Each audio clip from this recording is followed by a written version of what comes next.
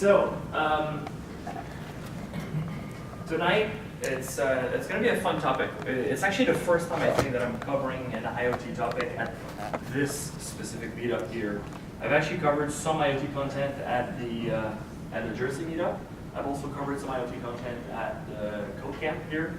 So, and the thing is, this meetup, as you know, it's called Microsoft Mobile App Devs of New York City. And you might say, like, well, what does IoT have anything to do with mobility? And they're kind of related in a way, because especially in the Microsoft world, they borrow a lot of technologies from each other, as we'll discover, especially in this specific session. And also at the same time, it's a very cool topic. IoT is kind of like the next big thing. It's already here. Like mobility, we all know now mobility is here. It's here to stay. Mobility is kind of like old news in a way, if you want to think about it this way. At the same time, not everybody is working in mobility, but it's not like the biggest new shiny. IoT is basically the new segment of the industry, and one of the reasons why I feel it's important to talk about IoT is because you, as software developers, mobility was an opportunity for you. IoT is another opportunity for you. You want to make sure that you're ready for that opportunity. Should the opportunity present itself, at your work, or maybe you'll go chase that opportunity yourself. All right, so tonight we're going to talk about hacking with the Raspberry Pi and Windows 10 IoT Core. If you don't know about any of those things and what they mean, it's okay, because this session assumes that you haven't played at all with those technologies. So anybody here played with Raspberry Pis in general? A few of you. Any expert hackers and makers in the room? One? Cool, okay, you can probably teach me some stuff too. So if I say stupid stuff, just let me know. This is, by the way, this specific session is the first one. It's the first time that I'm doing it. I've done variants, of course, of other IoT talks before, especially with a lot of Azure content and everything. This session will not have any cloud talk. So even though it's a session on Windows 10 IoT Core, we're not going to cover the I part of IoT. We're just going to cover the T part, the thing itself. And so, of course, your feedback is welcome. I expect this to be interactive as well, where you guys can ask questions about what. So you all know me by now. It's Nick. I work for Microsoft. And that's it. Let's talk about this. So what I'm going to do is very quickly, first of all, explain what is the Internet of Things. Why do we care? What does it matter?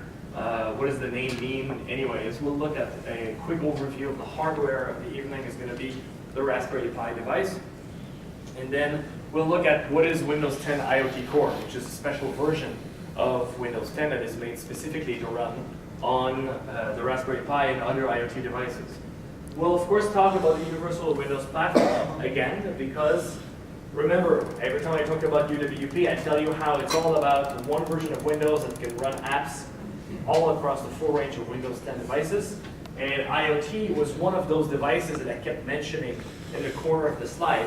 Tonight, we're just going to talk about that side of the equation. I have a bunch of live demos today. I don't have any like walking robots or shooting rockets or things like that tonight. But given that most of you, I think, are fairly new at this, I think this is going to be a good starting point for everyone. For those of you that are more advanced, then hopefully you'll still get something out of it. And then I will mention a bit about the side on cloud connectivity and Azure IoT hubs, but that's not the main topic of this session. I didn't want to add too much content on this, and I figured this alone can be a topic for one evening on its own that I plan on revisiting here at the group. Of course, tons of resources and links to get you started. My deck is not posted online yet, but I will make sure to post it, I would say, by Thursday.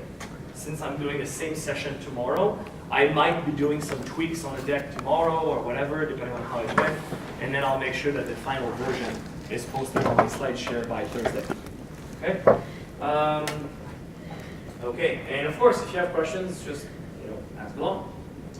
So that's going to be so basically, if you want to take a picture of this one, that's the one that you have to remember, basically, slideshare.net/ActiveNick. But I'll make sure, of course, once I post the slides, to go add a link on the notes of the event.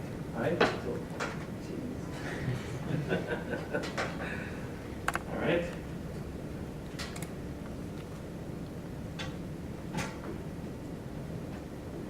So who's that? So some people here have said that you played with the Raspberry Pi. Who's actually played with Windows 10 IoT Core? 2 people, very shy hands, okay. Who's played with Arduinos? A few more of you. Okay, cool. All right, so basically it's pretty much what I expected. This is not a crowd of makers. You're all like maker wannabes, I guess, which is a good place to be, so that's fine. So the point that I want to make with IoT is that if we look at mobile development, at app development, there's been like a crazy explosion, as we know, of applications that basically do everything everywhere. Applications have revolutionized the world, revolutionized the transportation industry, revolutionized the hotel industry, revolutionized basically everything.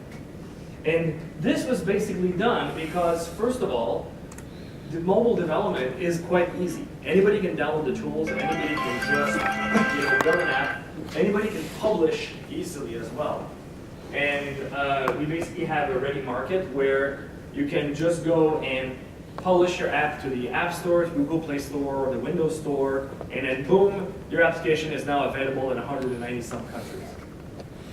And then that was part of the distribution as well, very low friction. Of course, discovery can be a bit of a problem, but still, the fact that you can distribute, the fact that nobody sees your apps is kind of like a good problem to have, because before, just reaching those markets was a nightmare.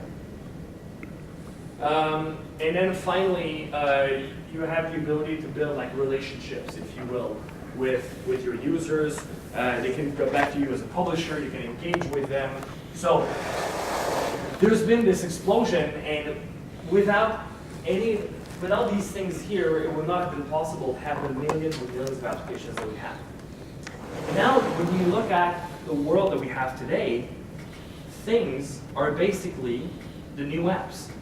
So things like thermostats, electronic locks, home control systems, cameras, even outlets now can be completely automated, where an outlet can be connected to a Wi-Fi network and then receive a signal to turn itself on and off. And whatever is plugged into it can then turn on and off. So immediately, by having something as basic as an outlet that's now automated, you can now automate anything because everything plugs into that, right? So things have become the new apps. And while there's been a lot of different, I would say, technologies that have come to revolutionize the world of app development, including open source software, well, in the world of hardware, it's pretty much been the same thing. We don't have open source hardware. And open source hardware is one of those things where, unlike software, you can't just go to GitHub and clone a device, and download it. You basically get the specifications open, completely free, and then you're completely free to copy those specifications, have it manufactured yourself, or maybe take a design and integrate it inside of your own application or your own gadget. So, when we think about the Internet of Things, there's basically 4 important buckets that we think about in terms of Internet of Things. There's the things first. That's the cool stuff that a lot of people like to play with.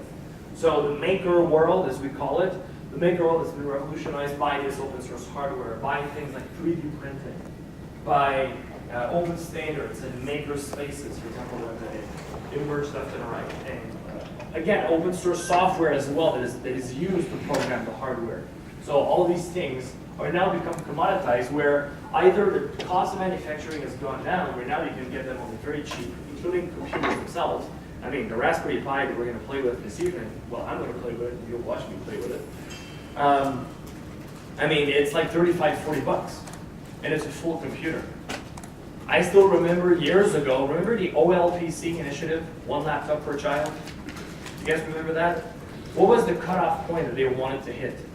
How much did they want to hit in terms of creating a computer for how many dollars? $100? It was $100, and that was such a hard barrier to achieve. Now today, it's like $100 for a computer. That's easy. That's super easy.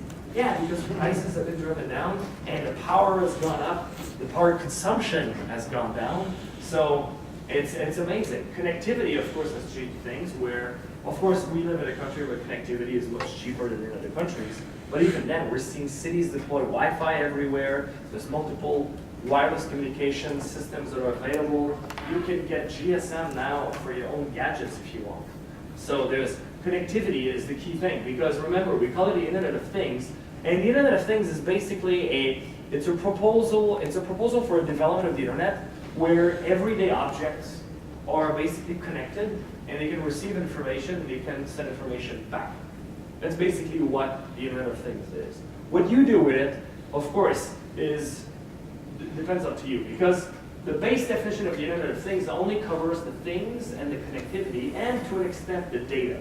The data that is collected by the things sent over to cloud somewhere, or the commands that are sent back down to those devices so that you can control them. So it could be something as simple as remote controlling your heating system at home, or simply collecting data about the temperature of the rooms in your house, or maybe like having plants where you measure the humidity of your plants and then you can have an automated watering system for them and things like that. So it's basically, we're moving totally towards like the Jetsons. Remember the Jetsons where everything was automated? So this is where we're going.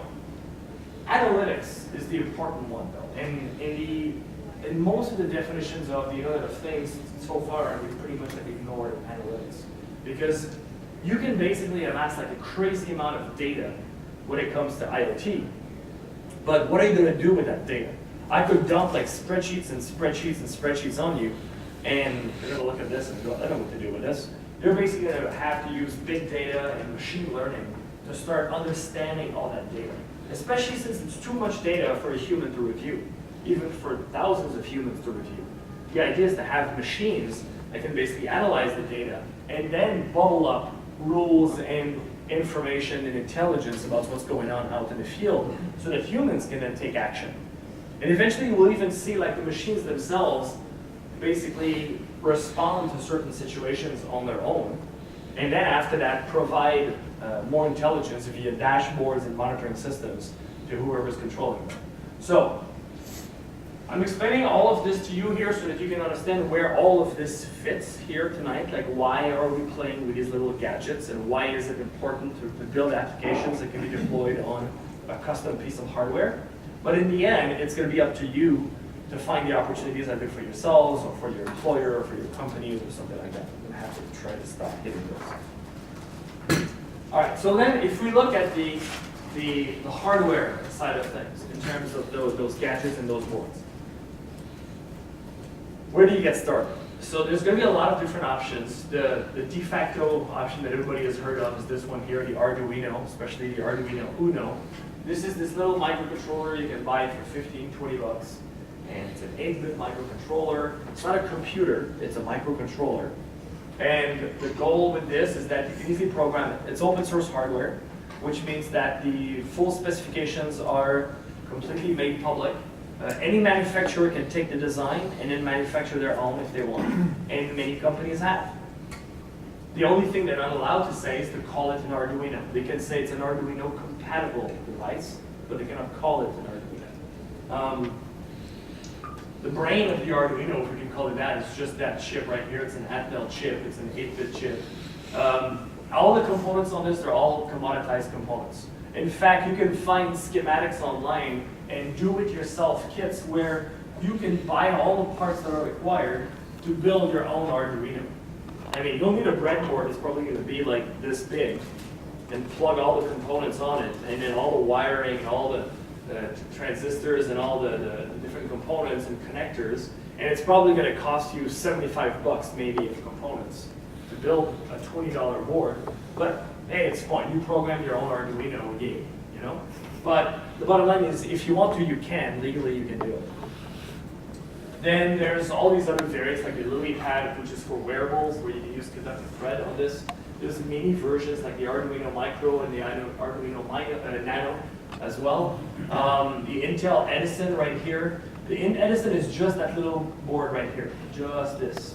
This is a super powerful mini computer, if you will. It can actually run Yocto Linux. It has built-in Wi-Fi and Bluetooth.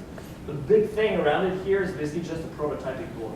You can even see the headers right here and right here that are compatible with the headers of the Arduino right here and right here. So that the shield that is made to go on the Arduino can then go on the Edison prototyping board. Same thing with the NetDuino, which is a device that is similar to the Arduino in form factor, but instead of programming it with the Arduino wiring language, which is based on C++, you actually program it with C# and .NET Micro Framework. There's one of my favorites right here, the Particle Photon. Great device. It's a 32-bit Cortex M3 CPU, more powerful than Arduino, despite the fact that it's about the same price. So this is about 20 bucks. This is 19 bucks. And this one comes with built-in Wi-Fi. But it's just a small chip you can plug directly on a breadboard. Do you have a question? A couple of questions. Yeah. Does the Edison support Windows 10 core? Does Edison support Windows 10 IoT Core? No. I know it's a conversation that we have with Intel. I'm surprised. I don't know where it's at. So, but for now, it's not. I'm surprised because you guys are big partners. Oh, we are big partners, and trust me, if something is not there, it's probably because there's a showstopper somewhere or whatever. Because yeah, Intel are great friends. Can you mount the Arduino into the Intel Edison? Can you mount a NetDuino on the Intel Edison board? Since it's an Arduino compatible. Oh, no. So what you plug basically here, so those headers, you don't plug the Arduino itself in there. So the Arduino has headers like this because you can actually buy what we call shields. Right. So it's a whole board that would, for example, be like a Wi-Fi shield or a GSM shield or a sensor shield, like a weather shield from smartphone. And all it means to have the same headers and pin-out compatibility, it means that if you have a shield that works on the Arduino, you can use that same shield on the NetDuino or on the Edison here. You don't plug a board on another board. You plug an expansion shield on either this, or this. I thought that was an expansion shield. I'm sorry. No. So this here is basically a prototyping board. Okay. That basically, because the Edison that doesn't have any pin-out, getting access to the GPIO on this is virtually impossible because it's very tightly integrated microcircuitry. So there's no headers, there's no plug. It's basically just one tiny connector, and then from there's some companies that have made shields just for the small Edison. But if you want to use regular shields with it, or if you want to plug your own wires via breadboard, like I'm going to be doing tonight, then you would do so with a prototyping board like this. Okay. Yes. So what would you use the Raspberry Pi versus the Edison? So where would you use the Raspberry Pi versus the Edison? So this is where it gets very interesting. Ultimately, you can't really say there's one board to rule them all, that can do it. I mean, yeah, technically all the boards can, some boards can do more than others. It depends on what is it that you want to build, For example, this, even though technically you're running a flavor of Linux on this is still closer to an actual microcontroller architecture than a full-blown computer architecture. It does have, of course, the same capabilities. But for example, this is a good environment to run a Node.js application, for example. Whereas this, you're running a full-blown operating system. In fact, the Raspberry Pi, and I'll get to it, was not even created for makers in the first place. No. It was created for education. And it was the Raspberry Pi Foundation in the UK.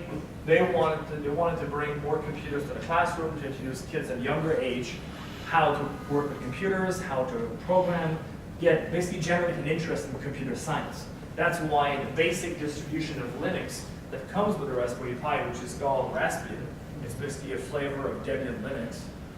That flavor basically comes with its own little browser. It comes with Scratch, which is a programming language for kids. It also comes with Python built in, because a Python compiler and everything, because Python is known to be a very, very friendly first programming language, So, but of course, when you release a computer like this, that's got full, a VGA HDMI out, sound, Ethernet, one or more USB ports, full GPIO, and a customizable OS via an SD card, the Macro world went oh, and the whole thing is $35. Then the Macro world went, what?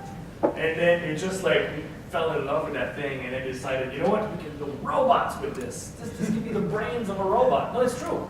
Because if you need to drive basically a small robot with an application that's going to analyze sensors and then crunch the data and everything, good luck doing this with an Arduino. You're going to run out of memory very fast. Chances are the Arduino, you're just going to use it as a controller for the motors, and you're going to have to offload the brains somewhere else, or maybe remote control it, you know? Whereas this is way more powerful. Before I take your question, so in terms of Edison versus Raspberry Pi, it's tricky because remember, this is a full board, a full what we call system on chip. It's a full computer with all of its peripherals built in. This is, the Edison is just this here. You're not going to go to production with that big thing like this. This is what you use for as a developer, you know, to prototype with it. But then for this, you're going to have to start like integrating like other circuits with it. So again, it depends on what capabilities you want. And they're both powerful. They're both 32-bit architectures. And even this one now, the Raspberry Pi 3 is now based on 64-bit since it's using ARM v8. This one, the beauty is it's got Bluetooth and Wi-Fi built in. So if that's essential to your hack. So my recommendation to people is go with one and then or rather try both. And then dabble a little bit with both, and soon you'll get a feel for what are you most comfortable with and what do you want to build. There was a question in the back, and then I'll come back to you. Yeah. Yeah. That's that. But most people, you don't really, you use Linux like headless mostly. You basically, you don't really plug a screen to this. You basically are running like Linux headless as a node server. I see what you're talking about. Basically, so in terms of power for most of these devices, it's just most of them are powered via a micro USB cable. So any kind you can plug it, power it directly from your own computer. Any phone adapter that you have that uses micro USB, you can just use it to power it from this. Every time you go to an event, if you collect, like sometimes if they give you these little like charging packs, you know, to basically power up your cell phone during the day, Right. I collect those all the time. Every time I can get my hands on some, I keep them because I charge them up, and they become like perfect little power packs for these gadgets because they're rechargeable. So they're great. Okay, so. So that's why in my bag I'm willing to bet that I have a whole bunch right there. So little power packs. Well, you know what? In my bag. Every time I go to an event somewhere, Those only last like about 10 hours, right? for a phone, Yeah. but for those devices, Yeah. you can power them for days Yeah. with a charge like this. Oh, yeah, okay. Yeah, because they don't draw as much juice as your phone. So yeah, these are great. So always keep those. Don't trash them. Even if you don't like the company that's on it, just put a sticker or something. And, So other than those power packs. I mean, there's some companies better than others. We Yeah, usually build like a battery pack, and then you can plug it into two of the pins, and then you can have batteries for. So, all right, let's talk about the Raspberry Pi. So as I said, the Raspberry Pi was originally created as a device for the classroom. The funny thing is in the first 3 years, they sold over 5 million units of the Raspberry Pi. I don't know exactly what number they're at now, but it's way higher than that. That technically makes them the largest computer manufacturer in the UK.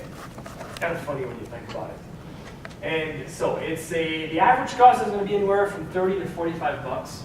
The older models, like the first Raspberry Pi and the Raspberry Pi B and B+, maybe you'll find maybe in the 20-ish, 30 range. Maybe the Raspberry Pi 2 is going to start to go down now that the 3 is out. Technically, the Raspberry Pi Foundation sells it for about 35 bucks. But of course, getting it shipped from the UK, or if you buy it from a distributor, or from like Adafruit or a smartphone or something, expect to spend around $40 to $45 per device. And of course, you'll need the SD card. The SD card does not come with it, so you'll have to buy that. You can Raspbian, you can get it, you can get everything, of course, at the Raspberry Pi website. So it's just raspberrypi.org is the website. And there's also tons of accessories. So there's an entire ecosystem around this. Even if you're running Linux on this, you can program it with Python. Well, Scratch is mostly for kids. You can even use Mono on it, because since it's Linux, with Mono runs on it. So you can program C# if you want this. So that's what we're going to play with tonight.